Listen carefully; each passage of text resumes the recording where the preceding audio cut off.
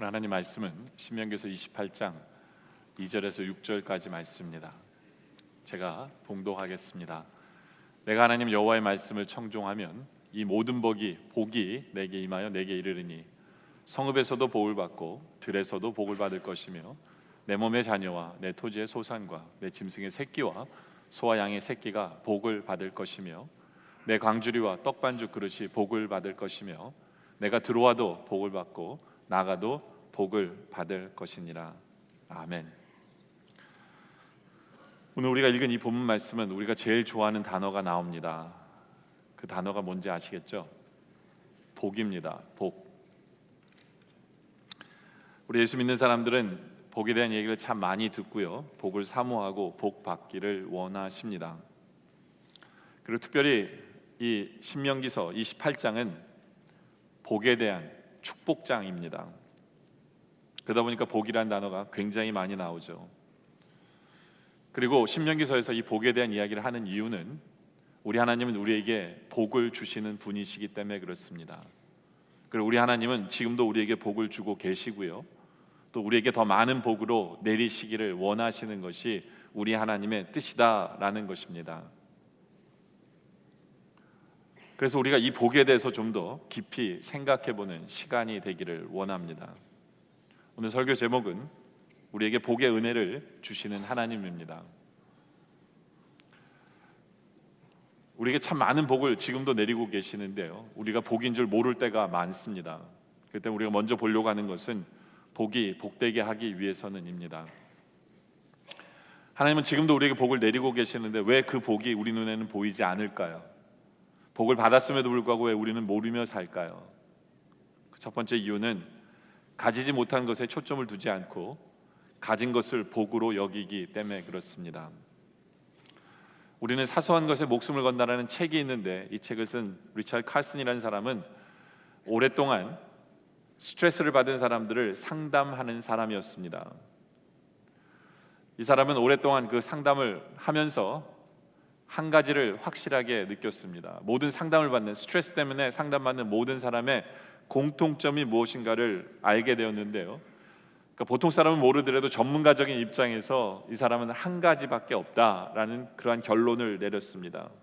그것은 뭐냐면 자신이 가진 것을 생각하기보다는 자신이 가지지 못한 것에 대해서 더 생각을 사람들은 많이 한다라는 겁니다. 그들의 초점은 내가 더 많이 가져야 되는데 나에게는 왜 그것이 없는지에 대해서 그 사람들은 더 많이 생각하기 때문에 그렇습니다. 현재 자신이 가진 것, 그리고 현재 자신이 누리는 것에 대해서 가치와 의미를 부여하기보다는 아직까지 갖추지 못한 것, 그렇죠? 그리고 가지고 싶은 것, 되고 싶은 것, 거기에다만 초점을 두고 있습니다. 그것이 문제다라는 거죠. 사람들은 다시 말해서 욕망 지향적 세계관을 가지고 있는 것, 이것이 문제다라는 것입니다. 그리고 이것이 병의 원인이다라는 것입니다. 만약에 우리도 똑같다면, 만약 우리도 내가 지금 가진 것을 돌아보며 거기에 가치를 부여하고 감사하며 복이라고 바라보는 것 대신에 아직 가지지 못한 것에 대해서 초점을 가지고 불평하고 불만을 가진다면 그것은 병이다라는 겁니다. 우리들은 그런 얘기를 하죠. 이것만 가지면 나는 행복할 수 있어라고 얘기하는데 가져보니까 행복합니까? 그렇지가 않잖아요. 그 다음에는 저것만 가지면 나는 행복할 거야 하는데 저것도 가졌는데 행복하지가 않아요. 우리는 날마다 이것 저것, 이것만 저것만 하면서 우리는 행복하지도 않고 그걸 복으로 여기지도 않고 우리는 불행한 삶을 살아가고 있는 그러한 망조의 길을 걸어가고 있는 우리의 모습은 아닌지를 우리가 돌아봐야 한다라는 것이죠. 그러면 우리는 복을 복으로 발견하지 못합니다. 두 번째는 우리가 수많은 복을 지금도 받고 있음에도 불구하고 복으로 여기지 못하는 이유는 자신을 겸허하게 평가하는 사람일 때 복을 받는데 그렇지 않기 때문에 그렇습니다. 버틀란트 러셀의 행복론에서 그는 이렇게 얘기합니다. 자기 자신의 힘을 겸허하게 평가하고 자기 자신의 힘과 존재를 겸허하게 평가하는 사람이 행복의 근원이다. 그러면 복을 찾을 수 있다라는 얘기예요. 좀 더 쉽게 얘기하면 겸손한 사람은 항상 자기 성공에 놀란다고 합니다. 나는 이만한 사람밖에 못 되는데 어떻게 나에게 이런 일이 있을 수 있지? 어떻게 이런 복이 나에게 왔을까라고 항상 놀라면서 산다고 합니다.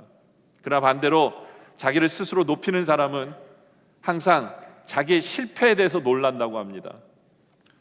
어떻게 내 앞에 이런 일이 있을 수 있지? 어떻게 내게 이런 불행이 있을 수 있지라고 하면서 산다라고 합니다. 이걸 부부로 표현을 하면요, 항상 겸손한 사람은 아내가 남편을 생각할 때 자기를 낮추기 때문에, 그리고 자기를 낮추어 생각하기 때문에 이렇게 생각한대요. 어떻게 하나님께서는 저렇게 귀한 분을 내게 주셨지 하면서 감지덕지 한다고 합니다. 그러면서 깜짝 놀란다고 그러죠. 그런가 하면 자기 스스로를 높이는 사람은 어쩌다 저런 거에게 걸렸나, 내가 저런 사람과 살 사람이 아닌데 하면서 불행하게 산다라고 하죠. 저는 이것을 바로 병신이라고 부르고 싶습니다. 왜냐하면 그게 병이기 때문에 그래요. 그것도 병이에요. 병이에요. 그게 불행의 원인입니다. 여러분들, 그 선택은 나에게 있어요. 내가 어떻게 생각할 건가는 그 선택은 나에게 있어요. 그렇죠? 복은 어떤 상태를 얘기하는 게 아니에요. 복은 그 존재에 대해서 내가 어떻게 인식하느냐입니다. 신명기 11장 26절에 보면 하나님께서는 우리 앞에 복과 저주를 너희 앞에 두나니 라고 얘기했어요. 이제 여러분들이 어떻게 생각하실 거냐는 거예요. 그게 여러분들 어떻게 생각하느냐에 따라서 그게 저주라고 될 수도 있고요, 복도 될 수가 있습니다. 그렇죠? 성경은 우리에게 복된 환경을 이야기하지 않습니다. 성경은 우리에게 너희가 복된 사람이 되라고 얘기하세요. 그래서 시편 1편에 보면 복 있는 사람에 대한 얘기를 하죠. 복 있는 환경에 대한 얘기를 하지 않아요. 우리는 복 있는 사람, 복된 사람이 돼야 합니다. 그러다 보면 우리가 복된 사람이 되면 어떻게 돼요? 복된 길을 선택해서 가는 거예요. 그러다 보니까 악인의 길을 따르지 아니에요. 죄인의 길에 서지 아니하고 오만한 자리에 앉지 않습니다. 우리는 복 있는 사람이기 때문에, 우리는 복된 자이기 때문에 우리는 복된 길을 걷고요, 그 다음에 그 복이 따라올 수밖에 없는 것이 우리의 인생입니다. 그렇죠? 저는 어떤 복을 쟁취하겠다라고 하는 사람들은, 그 사람은 복을 모른다라고 저는 생각을 합니다. 복은 쟁취하는 게 아니라 주어지는 것입니다. 그리고 하나님께서 주신 것을 바르게 보는 것이 복입니다. 복을 쟁취한다고 생각하는 사람은 쟁취해도 복을 누릴 수가 없습니다. 복은 하나님이 주시는 거예요. 하나님 주시는 거고, 그것을 복으로 보는 것, 그것이 우리의 할 일입니다. 그러기 위해서 이 복은 절대로 떼어놓을 수 없는 게 뭐냐면 바로 하나님의 뜻입니다. 하나님의 말씀입니다. 그래서 시편 기자도 복 있는 사람은 어떻다고요? 2절에 오직 여호와의 율법을 즐거워하며 그 율법을 주야로 묵상합니다. 하나님의 법을, 하나님의 말씀을 떼어놓고서는 우리는 복을 알 수가 없어요. 그래서 신명기서 우리가 읽은 본문에도 보면 하나님의 말씀을 듣고 순종하는 사람이 복을 받는다라고 이야기를 하는 이유가 거기 있습니다. 하나님의 말씀은 우리에게 분명히 보여주십니다. 복 있는 사람이 누구인지, 그리고 복된 길이 무엇인지. 그리고 우리가 그렇게 가다 보면 복은 따라올 수밖에 없고, 하나님의 말씀은 또 우리가 지금 처한 환경 속에서 무엇이 복된 것인가를 볼 수 있게 하세요. 하나님께서는 우리로 겸손하게 하심으로 말미암아 우리가 지금 누리는 것이 은혜임을, 복임을 느낄 수밖에 없게 하십니다. 하나님의 말씀은 우리가 가진 것에 만족하고 자족하게 하도록 우리에게 말씀을 주시기 때문에 우리가 이미 가진 복들을 많이 볼 수밖에 없도록 하시는 것, 그것이 하나님의 말씀입니다. 그런데 만약에 말씀을 싫어한다면, 말씀을 듣는 시간도 짜증이 난다면, 순종을 요구하기 때문에 화가 난다면 그 사람은 복을 복으로 볼 수 없는 사람입니다. 왜요? 그 안에 진리가 없기 때문에, 진정한 복이 무엇인지를 모르게 된다라는 것이죠. 그 안에는 말씀이 없기 때문에 그는 자신의 욕망으로 가득 차게 됩니다. 그러면 그 안에는 복이 있어도 모르죠. 자기만 잘난 줄 아는 사람이기 때문에 복을 복으로 못 보게 된다라는 것입니다. 우리의 모습은 어떠합니까? 여러분들 주위에 하나님께서 베푸신 복으로 가득 차 있는 것이 보여지십니까? 우리는 한 가지 확실한 복을 갖고 있어요. 그게 뭐냐? 세 번째로 하나님이 함께 하심이 가장 큰 복임을 볼 수 있어야 합니다. 예전에 제가 굉장히 안 좋은 차를 몰고 다닌 적이 있어요. 그 차는 가스 게이지도 망가졌어요. 그러니까 일렉트릭 시스템도 문제가 있었고요, 뭐든지 다 문제가 있었어요. 그러니까 타면 언제 쓸지 모르는 차예요. 그런데 제가 그 차를 계속 몰고 다닐 수 있었던 이유는 뭐냐면 제 가장 친한 형이 차를 고치는 사람이었어요. 그러니까 좀만 이상했으면 그 형한테 갖다 주면 또 며칠 가요. 이건 돈 팔 수도 없는 차예요. 왜냐 안에 있는 게이지가 하나도 작동 안 해요. 스피드 게이지도 몇 마일을 달리는지 저는 몰라요. 감으로 달리는 거예요. 가스가 얼만큼 남았는지도 몰라요. 그런 차였어요. 그러다 보니까 항상 불안해요. 근데 언제만 괜찮은 줄 알아요? 그 형을 태우고 다닐 때는 마음이 편안해요. 왜냐면 그 형이 해결해 주는 걸 아니까. 이 차에 대해서 누구보다 잘 아니까. 한때 그런 적이 있었어요. 그러면서 이 형이 내 앞에 앉는 것이 가장 큰 복이다라는 생각을 해본 적이 있거든요. 여러분들, 전능하신 우리 하나님께서 여러분에게 복을 주시길 원하시는 하나님께서 여러분들과 지금 함께 하세요. 그것만한 큰 복은 없습니다. 그렇죠? 여러분들 영화 중에 잭 니콜슨이라는 사람이 나온 As Good As It Gets라는 영화가 있어요. 이보다 더 좋을 수는 없다라는 영화인데요. 1997년도에 상영했던 영화입니다. 약 20년 된 영화죠. 보신 분 있으세요? 거기 보면 주인공이 강박증 증세를 갖고 있어요. 이 멜빈이라는 사람인데, 이 강박증이라는 게 뭐냐면 문을 걸어 잠가도 잠갔는지를 5번 이상을 확인해야 돼요. 불을 끄고도 껐는지 안 껐는지를 5번 이상 확인해야 돼요. 그리고 이렇게 길을 걸어가면 보도블락에 이렇게 선 있잖아요. 그럼 어떻게든지 그 선은 안 밟아야 된다는 그런 강박증이 있어요. 사람들과 부딪히면 큰일 난다는, 그러니까 사람들이 많으면 막 이상하게 지그재그로 걸어가요. 그리고 식당 같은 데 가면 꼭 같은 자리에 앉아야 돼요. 이게 이제 강박증이에요. 근데 이 사람은 강박증만 있는 게 아니라 남에게 심한 말도 거침없이 합니다. 남을 비판해, 남의 약점을 후려 파서 상대방을 불쾌하게 만들고 울게도 만든 일이 한두 번이 아니에요. 친절이라고는 눈꼽만큼은 없는 사람이에요. 그러다 보니 아무도 이 사람을 좋아하지도 않습니다. 이 사람 옆에 있고 싶어 하지도 않아요. 근데 이 사람은 늘 같은 식당에 가서 같은 자리에 앉아서 밥을 먹는데 한 사람만이 이 사람을 피하지 않아요. 그게 누구냐면 그 식당의 웨이트레스, 여성인 캐롤이라는 여성이에요. 그리고 이 캐롤이 잘해주니까 이 멜빈이 점점 바뀌기 시작합니다. 점점 사랑할 줄 알게 돼요. 그리고 이 사람이 바뀐 거예요. 그리고 나중에 이 강박증 환자였던 멜빈이 캐롤이라는 여인에게 이런 유명한 고백을 합니다. 나는 당신을 만남으로 훨씬 더 멋진 남자가 되었습니다 라는 고백을 합니다. 저는 그 영화의 그 말을 들으면서 뭐라고 들리냐면 나는 당신을 만나서 수지 맞았습니다 라고 들려요. 그렇죠? 여러분들, 우리가 하나님을 만나서 얼마나 수지 맞았습니까? 그래서 우리가 아까 수지 맞았습니다 인사한 거예요. 그렇지 않아요? 우리에게 계속해서 복을 주시는 하나님 때문에 우리는 정말 수지 맞았어요. 아브라함은 하나님을 만났기 때문에 수지 맞은 사람이 된 거고, 노아도 하나님을 만났기 때문에 수지 맞은 사람이 된 거고, 모세도 하나님을 만나서 수지 맞은 사람이에요. 그리고 우리도, 나도, 여러분도 다 수지 맞은 사람들 맞습니다. 왜요? 우리 하나님께서는 우리에게 복을 내리시길 원하고 지금도 그 복을 내리시고 계시기 때문에 그렇습니다. 우리 하나님께서는 우리에게 말씀하시죠. 아까 읽었던 구절이 뭐예요? 성읍에서도 복을 받고, 성읍이라는 건 뭐냐면 사람들이 많은 곳에서도 우리에게 편하게 복 주시는 하나님이세요. 들에서는 사람들이 별로 없는 곳에서도 은밀하게 우리에게 복을 주시는 하나님이세요. 몸의 토지의 소산, 짐승의 새끼, 우양의 새끼가 복을 받아요. 우리에게 속한 모든 것들이 다 복을 받는 것을 보게 하세요. 하물며 우리의 광주리와 밥그릇마저도 복을 받는 것을 보게 하세요. 여러분의 식탁에서 한번 생각해 보세요. 여러분 음식을 대할 때마다 그 모든 것은 하나님께서 내려주신 복이잖아요. 그렇죠? 또 들어와도 복을 받고 나와도 복을 받아요. 이건 때를 얘기하는 겁니다. 언제든지 항상 우리에게 복을 주시는 하나님이세요. 그리고 제가 지금까지 말씀드린 건 국내적인 복이에요. 그 복으로 끝나는 것이 아니죠.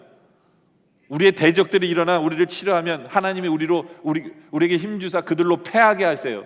패하게 하는 것이 아니라 그들은 한 길로 우리를 치러 왔는데 7길로 도망가게 하시는 국제적인 복을 우리에게 허락하신다라는 겁니다. 그렇기 때문에 나와 함께 하신 하나님 때문에 우리는 수지 맞은 거 맞습니다. 그죠? 그런데요, 그 수지 맞았다는 그 눈으로 하나님을 바라보면 하나님께서 지금 우리에게 허락하신 그 모든 것들은 다 복이라는 것을 보게 돼요. 저는 여러분들이 그런 눈이 있기를 원합니다. 그래서 나에게 허락된 모든 것들이 수지 맞았나라고 생각돼야 됩니다. 저는 14년 전에 하나님께서 저를 영락교회를 보내셨을 때 그때부터 지금까지 한 번도 안 잊어버린 생각은 뭐냐면 영락교회 와서 나는 수지 맞았다라는 생각을 잊지 않고 있습니다. 지금도 그렇게 생각해요. 또 저는 아내와 결혼하는 그 순간부터 나는 수지 맞은 사람이라는 생각을 한 번도 안 해본 적이 없어요. 저는 정말 수지 맞은 사람입니다. 그리고 우리 아버님이 요즘에 저와 함께 시간을 보내고 있는데 우리 아버님을 이렇게 가만 보면서 다시 한번 느끼는 게 뭐냐면 어떻게든지 자식에게 신세를 안 지려고 하시고 어떻게든지 자식에게 무엇을 해주려고 자꾸 노력을 애쓰시는 그 아버님을 보면서 나는 역시 수지 맞은 사람이구나 라는 생각을 해봐요. 사방의 모든 것을 바라보면서 나는 정말 복된 삶을 살고 있구나 라는 것을 떨쳐버릴 수가 없어요. 왜요? 모든 것이 수지 맞은 삶이었기 때문에. 정말로 그렇습니다. 하나님이 나와 함께 하시기 때문에 수지 맞은 것으로 끝나는 게 아니라 바로 그 하나님께서 나에게 허락하신 그 모든 것들이 다 복들로 가득 차 있는 것을 우리는 보기를 원합니다. 그래서 모든 것들을 바라보며 정말 수지 맞았다 라고 하기를 원합니다. 좀 더 욕심을 내자면 남들이 여러분 때문에 수지 맞았습니다 라고 얘기하는 소리를 여러분들이 들었으면 좋겠어요. 두 번째로는 기독교적인 건강한 축복관에 대해서 이야기를 나누길 원합니다. 오늘날 기독교에서 가장 오해 많이 하고 있는 것이 복의 개념이에요. 축복의 개념. 그렇죠? 우리가 진정한 축복을 받아서 복을 받아서 그 복을 누리기를 원한다면 그 복의 진정한 건강한 축복관이 뭔지를 우리는 알아야 된다고 생각합니다. 바람직하고 건강한 축복관이라는 뭘까요? 우리가 신명기 28장에 이 축복장을 보고 있는데 이 안에서 우리는 몇 가지 중요한 원리를 볼 수 있습니다. 첫째는 뭐냐 하면 기독교적인 축복은 조건적인 성격이 아주 강하다는 거예요. 여러분들이 복을 누리시고 싶으세요? 그럼 하나님은 전제 조건을 두세요. 그 복을 받기 위한 전제 조건이 있어요. 인간에 주어진 전제 조건은 아주 간단합니다. 단순하긴 해요. 그리고 우리가 본 이 축복장에 시작할 때도 이 전제 조건을 얘기하고요. 축복에 대해서 나열하다가 중간에서도 이 전제 조건을 얘기하고요. 또 축복장 마지막에 가서도 축복을 쫙 얘기하고 마지막에 가서도 이 전제 조건을 얘기하는데 다 동일한 말씀입니다. 그게 뭐냐? 1절에 보면 내가 내 하나님 여호와의 말씀을 듣고 삼가 듣고 내가 오늘 내게 명령하는 그 모든 명령을 지켜 행하면 그런 복을 받는다는 거예요. 하나님 명령을 말씀을 듣고 지켜 행하면 여러분들 복을 받습니다. 그 조건이에요. 축복에 대해서 나열하다가 중간에 가서 9절에서도 또 얘기합니다. 여호와께서 내게 명령하신 대로 너를 세워 자기의 성민이 되게 하시리니 이는 내가 내 하나님 여호와의 명령을 지켜 그 길로 행할 것임이니라. 그렇죠? 하나님의 명령을 지켜 행하면 성민이 되고 복을 받는다라고 얘기합니다. 또 축복 마지막 부분에 가서 14절에 또 어떻게 결론 내리냐? 내가 오늘 너에게 명령하는 그 말씀을 떠나 좌로나 우로나 치우치지 아니하고 다른 신을 섬기지 아니하면 이와 같으리라. 복을 받는다는 거죠. 말씀대로 살아요. 좌로나 우로나 치우치지 않고 말씀대로 살면 그 조건이 붙습니다. 여러분들 우리가 복 받기를 간절히 소원한다고 되는 것이 아니에요. 우리가 울어도 복을 받는 것이 아니고 애써도 복을 받는 것이 아니고 힘써서 빈다고 복을 받는 것도 아니에요. 눈에 보이는 축복은 하나님 앞에서 우리가 축복받을 만한 행동을 해야 합니다. 마치 행위로 구원을 얻는 것과 구원을 얻는다는 것과는 전혀 다른 성질이죠. 여러분들 그렇다면 축복받을 만한 행동이나 어떤 행동을 이야기할까요? 그것은 아무리 힘들어도 말씀대로 살려고 하는 것입니다. 예를 들어 여러분들이 어떤 물질적인 증가를 받고 싶으세요? 그렇다면 성경대로 살아야죠. 그건 뭐예요? 땀 흘려 일한 사람에게 하나님께서는 부를 주신다라는 것이에요. 그것이 성경적인 축복관이에요. 그렇기 때문에 항상 우리가 하나님 앞에 여쭤봐야 돼요. 하나님, 제가 무엇을 해야 할까요? 복 있는 자로서 말씀을 통해서 주님께서 나에게 주시는 그 말씀을 귀 기울여야 돼요.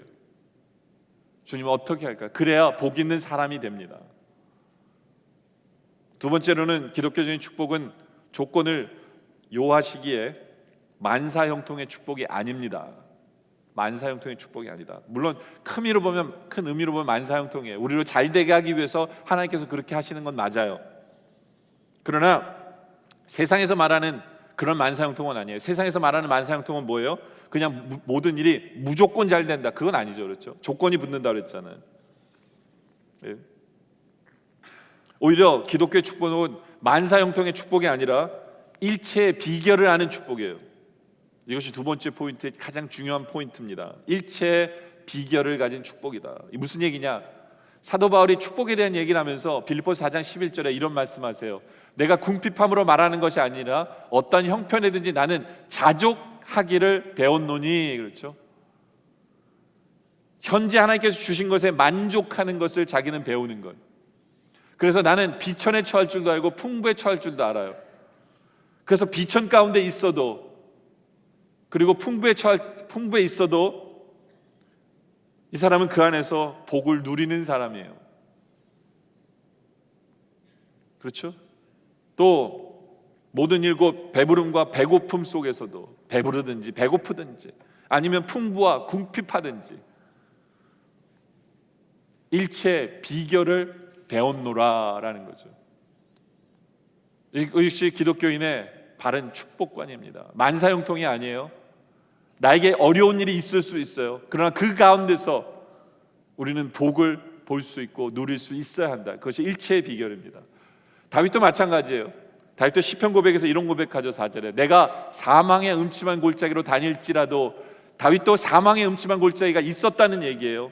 무슨 얘기예요? 하나님 믿는다고 사망의 음침한 골짜기 없는 거 아닙니다. 그러나 그런 골짜기를 다닐지라도 두려워하지 않는다라는 거죠. 그렇죠? 그러니까 만사형통은 아니에요.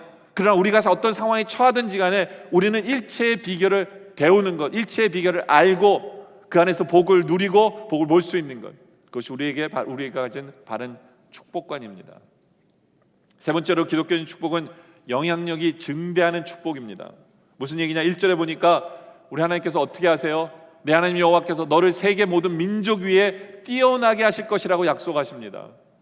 우리에게 내리시는 그게 복이에요. 근데 왜 민족이 뛰어나게 하실까요? 나 잘난 거 보이게 하기 위해서? 아니에요. 하나님의 영광을 드러내고 우리로 아브라함에게 주신 복이랑 똑같아요. 우리로 다른 사람에게 복을 전달하는 삶을 살게 하기 위해서 우리에게 뛰어난 그 영향력의 복을 주시는 이유가 거기 있습니다. 우리 그것을 잊으면 안 돼요. 그냥 나 혼자 잘 먹고 잘 살라고 나에게 복을 주시는구나 착각한다면 그 복은 여러분에게 저주가 돼요. 그렇죠? 왜 하나님께서 우리 후손들에게 복을 주시느냐? 왜냐하면 그 후손들을 통해서 다른 사람들이 예수를 믿어 복을 누리게 하기 위해서요. 왜 우리로 성읍에 갔을 때 우리에게 복을 주세요? 다른 사람들이 하나님부터 우리가 복을 받는 것을 보면서 그들도 예수 믿고 싶어지게 하기 위해서요. 그렇죠? 왜 하나님께서 우리에게 떡그릇까지도, 우리의 밥그릇까지도 복을 주세요? 이제는 그 주신 것을 풍요로움을 가지고 나누며 살게 하라고. 그래서 복을 주시는 거예요. 왜 시도 때도 없이 들어오거나 나오거나 우리에게 복을 주세요?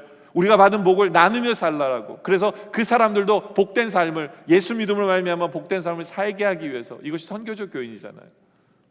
그래서 우리에게 복을 주심을 우리는 기억해야 돼요. 이 복에는 사명이 따른다는 것. 그래서 우리는 그 사명을 완수해야 하는 것, 그것이 우리의 목적이고 우리의 삶의 모습이야 한다라는 것이죠. 그렇다면 좀 더 디테일하게 복은 어떻게 하면 받을 수 있을까요? 복은 어떻게 하면 받을 수 있을까? 세 번째입니다. 복을 받기 위해서는, 여러분들, 인간은 독립적인 존재가 아닙니다. 항상 의존적인 존재예요. 누군가를 섬기며 살게 되어 있어요. 인간은 지음을 받을 때부터. 그래서 청산천하 유아 독존이라는, 나는 아무도 안 섬겨, 나는 나 혼자 잘 먹고 잘 살 수 있어, 말도 안 되는 소리입니다. 그런 사람은 세상에 없어요. 우리는 어떤 섬김의 대상을 늘 찾고 있어요. 그래서 바른 섬김의 대상을 찾으면 우리는 기뻐하고 즐거워하고 행복합니다. 근데 그 섬김의 대상을 잃어버리면 우리는 슬픔 속에 있고 고통 속에 있는 거예요. 여러분들 누군가가 실직을 당했다고 생각해 보세요. 섬기는 직장을 잃어버린 거예요. 누군가가 사랑하는 사람과 실연을 당했다고 생각해 보세요. 그 사람도 섬김의 대상을 잃어버린 거예요. 그래서 그것이 그렇게 고통스러운 거예요. 슬픔인 거예요. 섬길 대상이 없어졌기 때문에 그래요. 이런 점만 봐더라도 사람은 누군가를 항상 섬기도록 창조되어져 있습니다. 여러분 가운데 혹시 난 아무도 안 섬겨, 내가 여기 교회 나온 이유도 우리 아내 때문에 나온 거지 난 하나님 섬기려고 나온 거 아니야, 이런 분들 있으세요? 여러분들 오직 나는 나만 섬겨, 이런 분들 있죠. 근데 여러분들에게 이런 말씀 드리고 싶어요. 우리는 섬겨야만 사는 사람이에요. 그러다 보니까 우리는 섬김의 대상은 두 가지밖에 없다는 걸 기억을 하셔야 돼요. 섬김의 대상은 두 가지밖에 없어요. 난 안 섬겨 하더라도 여러분 딴 거 섬기고 있는 거예요. 무슨 얘기냐? 요한복음 8장 32절에 예수님께서 우리에게 유명한 말씀하시죠. 진리를 알지니 진리가 너희를 자유롭게 하리라. 도대체 뭐로부터 우리를 자유롭게 한다는 얘기인가? 그렇죠? 그게 다음 절이거든요. 그들이 대답하되 우리가 아브라함의 자손이라 남의 종이 되어본 적이 없거늘 어떻게 우리에게 자유롭게 되리라 말씀하시냐? 자긴 종이 아닌데 왜 나이가 자유자가 된다고 말씀하십니까? 그랬을 때 예수님이 뭐라고 하시냐면 이렇게 대답하시되 진실로 진실로 너에게 이르노니 죄를 범하는 자마다 죄의 종이라. 뭐예요? 너는 죄의 종이야. 예수님이 얘기하시는 거예요. 너는 자유자가 아니야. 다시 말해서 우리는 둘 중에 하나예요. 우리는 섬기면서 살 수밖에 없는데 이들 하나님을 섬기시든지 아니면 죄를 섬기든 마귀를 섬기든지 우리는 둘 중에 하나예요. 중간은 없습니다. 어중간한 건 없어요. 우리에게는 섬김의 대상이 두 가지밖에 없어요. 하나님 아니면 죄. 그렇죠? 여러분들 하나님께서 우리에게 신명기 28장 1절에 이런 말씀하시죠. 나는 내 하나님 여호와의 말씀을 삼가 듣고 내가 오늘 내게 명령하는 그 모든 명령을 지켜 행하라 라고 얘기하시잖아요. 그렇죠? 이것이 복을 받는 방법이에요. 복을 받는 방법이에요. 근데 왜 하나님께서 너는 내가 준 말을 순종해라 왜 말씀하세요? 이 말씀이 뭐예요? 말씀이라는 것은 하나님을 제대로 섬기기 위해서 우리에게 주시는 답이에요. 왜 우리에게 말씀이 필요합니까? 하나님을 섬기기 위해서 말씀이 필요한 거예요. 말씀이 없으면 우리는 하나님을 제대로 못 섬겨요. 그래서 우리에게 말씀 주시는 거예요. 하나님을 섬기라고. 그래서 말씀대로 안 살면 우리는 뭘 섬기는 거예요? 죄를 섬기는 거예요. 마귀를 섬기는 거예요. 우리에겐 두 초이스밖에 없어요. 하나님 말씀대로 살아서 순종해서 하나님을 섬기든지 그 말씀을 잊어버리고 내 마음대로 살아서 죄를 섬기든지 마귀를 섬기든지 우리에겐 둘밖에 없어요. 왜 하나님께서는 우리에게 말씀대로 사는 것이 너는 복을 받는 길이라고 얘기했어요? 왜냐하면 복은 하나님에게만 있는 것이기 때문에 그렇습니다. 그래서 우리는 하나님을 제대로 섬길 때 우리는 복을 받게 되는 거예요. 아니면 우리는 저주의 길을 걸어갈 수밖에 없는 거예요. 그렇죠? 그 당시 이스라엘 백성들에게 하나님께서 너는 내 말씀을 내 말한 걸 순종해. 그럼 복을 받아. 그렇죠? 근데 만약에 그들이 하나님 말씀을 순종 안 하면 그들은 섬겨야 되는 게 또 다른 대상이 생겼어요. 뭐예요? 이스라엘 백성들은 우리가 아는 대로 주위에 수많은 강대국이 있어요. 모압과 알몬, 블레셋, 아람, 아수르, 바벨론, 애굽, 나중에 로마까지. 근데 항상 이스라엘 백성들은 하나님을 섬기면 하나님의 나라가 돼요. 그런데 말씀을 지키지 않는 순간 이스라엘 백성들은 그들의 나라, 원수의 나라에 속하게 되는 거예요. 그러니까 그들에게 속한 건 두 중에 하나예요. 하나님에게 속하든지 말씀을 지켜서, 아니면 말씀을 안 지켜서 원수의 나라에 속하든지. 똑같은 케이스예요. 정말로 신기하게 그 주위에 수많은 강대국이 있었음에도 불구하고 하나님의 말씀을 지켰을 때에는, 하나님의 말씀에 듣고 순종했을 때에는 그들은 하나님의 나라로서 자치국가였어요. 불순종했을 때에는 그들은 무조건 이방 나라에 속하게 하신 거예요. 그러니까 하나님의 보이지 않는 손의 역사인 거죠. 그래서 이스라엘 백성들은 시편 121편 1절에 이런 고백들 하죠. 내가 산을 향하여 눈을 들리라. 나의 도움이 어디서 올까? 우리의 도움은 어디서 옵니까? 나의 도움은 천지를 지으신 여호와에게서로다. 여호와께서 너를 실족하지 않게 하시며 너를 지키시는 이가 졸지 아니하시리라. 이스라엘 지키시는 이는 졸지도 아니하시고 주무시도 아니하시리로다. 그것이 바로 우리 하나님이세요. 그 때문에 우리가 하나님의 말씀에 순종하며 하나님을 섬기기로 결정하면 우리 하나님은 당연히 우리에게 복을 주시고 우리로 이기게 하시고 승리케 하시는 것, 그것이 우리의 모습이에요. 우리는 복된 삶을 살 수밖에 없어요. 그런데 우리가 좀 더 우리에게 말씀하신 말씀을 듣고 순종하는 이것이 무엇인가를 고민할 필요가 있어요.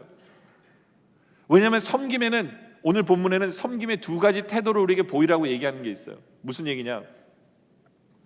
신명기 28장 47절에 내가 모든 것이 풍족하여도 기쁨과 즐거운 마음으로 내 하나님 여호와를 섬기지 아니함으로 말미암아, 여기 보면 두 가지 섬김의 자세가 필요한데요, 즐거움과 기쁨으로 하나님을 섬겨야 하는데 만약에 너희가 그렇게 섬기지 않으면 어떻게 돼요? 48절에 내가 줄이고 목마르고 헐벗고 모든 것이 부족한 중에서 여호와께서 보내서 너를 치게 하실 적군을 섬기게 될 것이니 라고 말씀하시죠. 그렇죠? 그러니까 우리가 하나님을 섬길 때 우리는 말씀대로 순종하며 나아가는 거 굉장히 중요합니다. 그런데 말씀대로 순종하며 나아갈 때 우리 안에 마음의 자세가 더 중요해요. 그건 뭐냐? 기쁘고 즐거움으로 그 말씀에 순종해야 되는 거예요.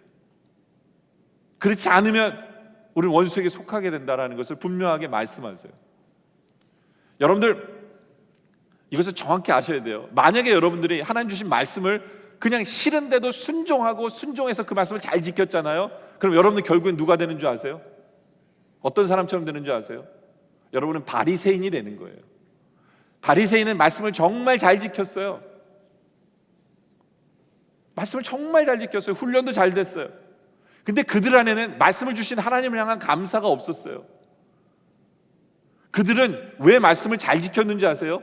자기 잘 되라고 지킨 거예요. 다시 말해서 그들은 자기를 섬긴 거예요. 자기를 섬기, 하나님을 섬기라고 말씀을 주셨는데 하나님을 섬기는 게 아니라 자기를 섬기다 보니 바리새인같이 되는 거예요. 그러다 보니 그 안에는 기쁨과 즐거움도 없는 거예요. 여러분들 하나님 말씀에 순종할 때 여러분 안에 기쁨과 즐거움이 있으세요? 한번 생각해 보세요. 여러분 누가 여러분을 섬겨요? 여러분을 섬기는데 맨날 얼굴에 인상 쓰고 짜증 부리면서 여러분을 섬긴다고 그래요. 그 사람은 순종은 했을지 모르지만 섬김을 받는 여러분들 기분이 어떨 것 같아요? 더러운 거예요.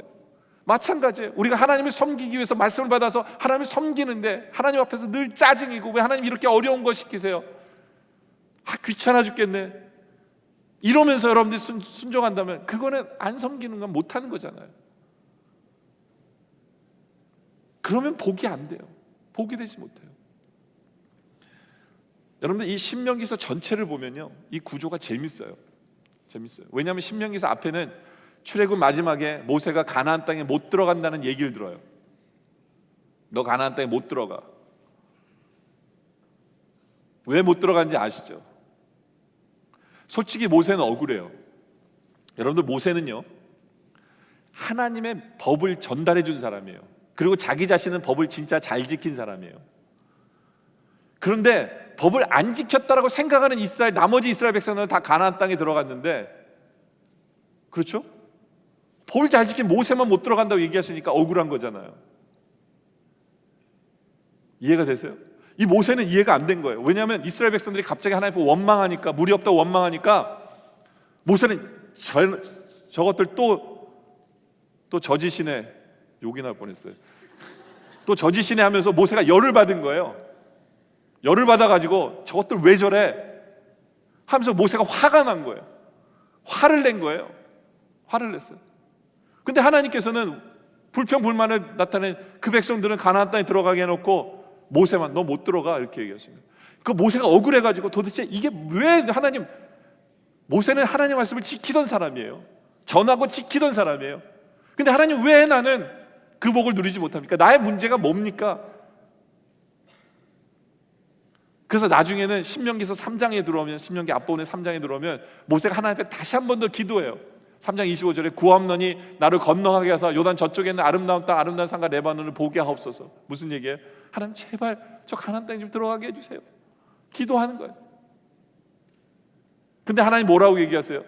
하나님 정말 매몰차게 해서 여호와께서 너희 때문에 내게 진노하사. 솔직히 이거는 하나님이 얘기한 건 아니에요. 모세 생각이에요. 너희 때문에 나 못 들어가잖아 이거예요. 너희 때문에. 모세는 아직도 억울한 거예요. 지금 뭐가 문제인지 모르는 거예요. 너희 때문에 나 못 들어가. 그러면서 하나님이 나에게 뭐라고 하시는지 알아? 내게 이르시기를 그만해도 족하니 이 일로 다시 내게 말하지 말라. 무슨 얘기야? 모세 너 가나안 땅에 들어가고 싶다는 얘기 하지도 마. 기도도 하지 마. 듣고 싶지도 않아. 하나님이 정말 화나신 하나님처럼 그 기도도 하지 못하게 하는 거야. 너 가나안 땅에 못 들어가고 기도도 하지 마. 모세는 문제가 뭔지 모르는 거야. 이 백성 때문에 내가 못 들어간다고 착각만 하고 문제가 뭔지 모르는 거야. 나는 법을 잘 지켰는데 나는 왜 못 들어가지? 근데 모세가 고민하고 아파하다가 신명기서 6장에 가서 팍 깨달은 게 있어요. 이게 문제였구나. 그게 뭐예요? 4장 6절에 이스라엘에 들어라, 우리 하나님 여호와는 오직 유일한 여호와시니 너는 마음을 다하고 뜻을 다하고 힘을 다하여 내 여호와 하나님을 사랑하라. 이거요, 하나님이 모세에게 얘기한 게 아니에요.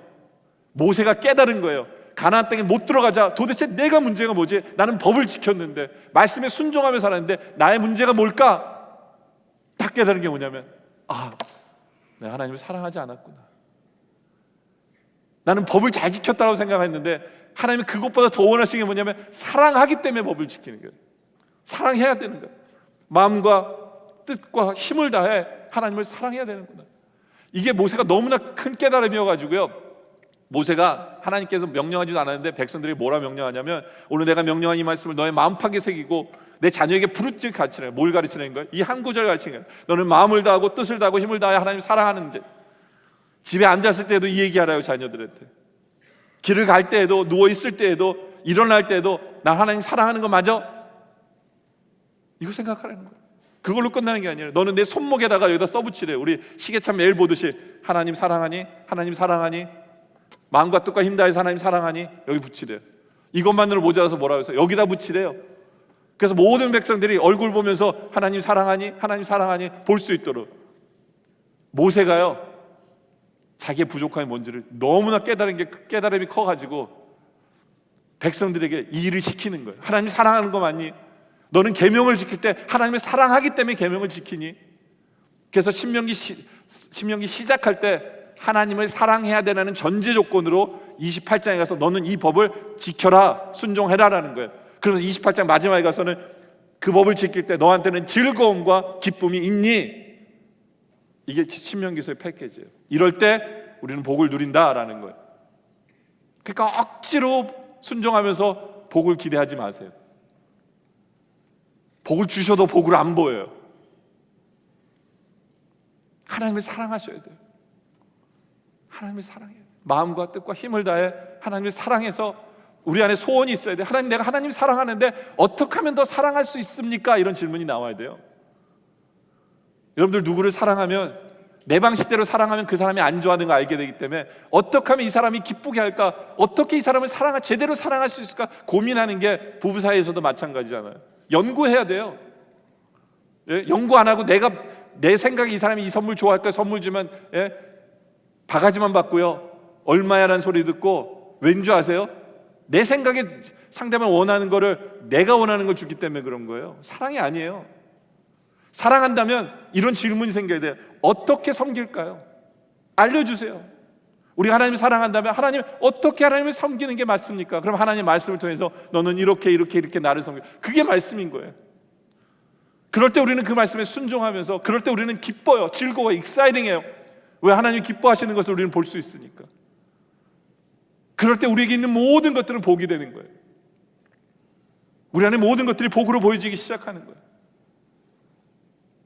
바로 이것이 여러분의 모습이기를 원합니다. 이제 말씀의 결론을 내리죠. 여러분들 공부를 잘하는 학생들에게 장학금을 주듯이 우리 하나님은 하나님의 말씀을 듣고 준행하고 순종하는 사람에게 복을 주십니다. 그런데 착각하면 안 돼요. 한 가지를. 여러분들 공부 잘해가지고 장학금 받는 학생들 보면 지가 공부 잘해서 장학금 받는다고 착각하는 사람들 있어요. 여러분들 솔직히요, 그래서 감사하는 마음이 없는 사람들 많이 봐요. 더러가 아니라 많이 그래요. 지가 공부 잘해서 장학금 받는다고 생각해요. 근데 솔직히 말씀드리면 그건 틀린 생각이에요. 자기가 아무리 공부를 잘한다 해도 장학금을 수여하기 위해서 장학금을 내놓은 사람이 안 내놓으면 그 사람은 장학금 못 받아요. 아무리 전교 1등 하더라도 장학금을 수여하기 위해서는 그 장학금을 내놓은 사람이 내놔야만 받는 거예요. 그렇죠? 공부를 잘하는 사람을 내가 장학금을 주기로 결정해야 그 사람이 맞는 거예요. 마찬가지예요. 하나님 앞에서도 마찬가지예요. 하나님이 우리에게 복을 주시는 이유는 우리가 그 말씀에 순종하기 때문에 맞아요. 그러나 하나님이 그 말씀에 순종하는 사람에게 복을 주시기로 룰을 정하셨기 때문에 우리가 복을 받는 거예요. 하나님의 뜻에 의해서 우리가 복을 받는 거예요. 그 때문에 이건 은혜예요. 은혜라는 거예요. 착각하면 안 돼요. 구원과 복은 하나님부터 말미암는 거예요. 우리 행위 자체가 구원과 복을 줄 수는 없어요. 전적으로 하나님을 말미암은 거고 하나님의 은혜예요. 우리 하나님 그 명령을, 하나님 그 법을 정해놓기 때문에 하나님 그 법대로 우리에게 주시는 거예요. 얼마나 감사한지 몰라요. 안 주셔도 되는데 우리에게 주시는 거예요. 그 때문에 하나님께서 우리에게 복을 주시는 것을 우리가 바라보면 우리는 더 기뻐하고 즐거워하고 하나님 더 많이 사랑해야 돼요. 은혜이기 때문에. 네. 그러다 보면 우리 하나님 자체만으로도 우리는 감사하고 복으로 여길 수 있어야 돼요. 하나님만으로도. 그러다 보면 하나님께서 나에게 허락하신 어려움과 고통일지라도 우리는 일체의 비결을 배우게 되는 거예요. 그래서 그 모든 것을 복으로 바꿀 수 있는 우리의 모습이 되어지는 거예요. 그러다 보면 우리 안에 수많은 복이 널려 있는 것을 보게 되고 우리가 정말 수지맞았구나, 우리는 복된 사람이구나 라는 것을 고백하게 되는 거죠. 바로 우리 하나님 때문에 여러분에게 주신 그 복이 얼마나 많은지, 얼마나 엄청난지, 그리고 그 복을 보면 이제는 여러분들이 누렸으면 좋겠어요. 복을 마음껏 누리면서 살아가는 여러분들의 모습 되어지시기를 주님의 이름으로 축원합니다. 기도드리겠습니다. 아버지 하나님 감사합니다. 우리에게 복을 주길 원하시고 지금도 우리에게 수많은 복을 내리셨고 정말 구원받을 수 없는 우리에게 영생의 복을 주셨으며 하나님의 자녀되는 자녀의 복을 주셨으며 매일매일의 일용할 양식을 주시며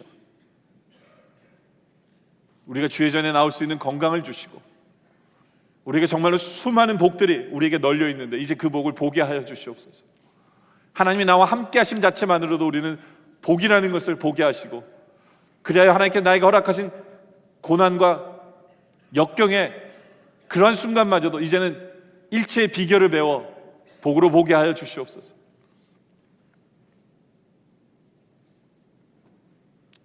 이제는 우리에게 복을 주신 것을 가지고 아버지 하나님 복된 삶을 살게 하여 주시옵소서.